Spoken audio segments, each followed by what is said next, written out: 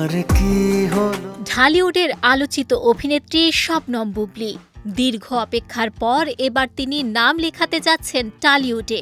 মুক্তির পথে শবনম বুবলী অভিনীত টালিউড সিনেমা ফ্ল্যাশব্যাক। 2024 সালে সিনেমার শুটিং শেষ হলেও নানা কারণে আটকে ছিল ছবিটির মুক্তি। অবশেষে নির্মাতা রাশেদ রাহা জানিয়েছেন 2026-এর মে মাসেই ভারতে মুক্তি পেতে যাচ্ছে ফ্ল্যাশব্যাক। পাশাপাশি বাংলাদেশেও ছবিটি মুক্তির পরিকল্পনা চলছে। নির্মাতা রাশেদ রাহা জানান, পশ্চিমবঙ্গের বিধানসভা নির্বাচনের ফল ঘোষণার পরই সিনেমাটি মুক্তির পরিকল্পনা করা হয়েছে। প্রযোজনা প্রতিষ্ঠানের সঙ্গে আলোচনা শেষে খুব শীঘ্রই আনুষ্ঠানিকভাবে মুক্তির তারিখ জানানো হবে। এরপর বাংলাদেশে মুক্তির প্রক্রিয়াও শুরু হবে।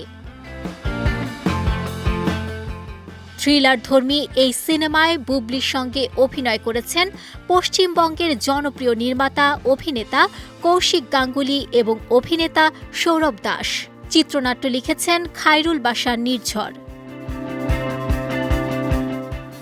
সিনেমায় শ্বেতা নামে পর্দায় উপস্থিত হবেন বুবলী।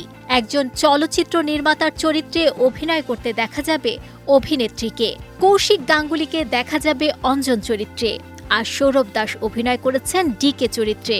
ভিন্ন ভিন্ন জীবনধারার 3 মানুষের গল্প একসময় গিয়ে মিশে যায় পাহাড়ি এক জনপদে। সেখান থেকেই গল্প নেয় নতুন মোড়।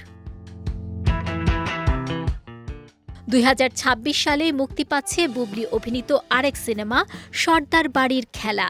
লোকজ ঐতিহ্য লাঠি খেলাকে কেন্দ্র করে নির্মিত এই সিনেমায় তার বিপরীতে অভিনয় করেছেন জিয়াউল রোশন।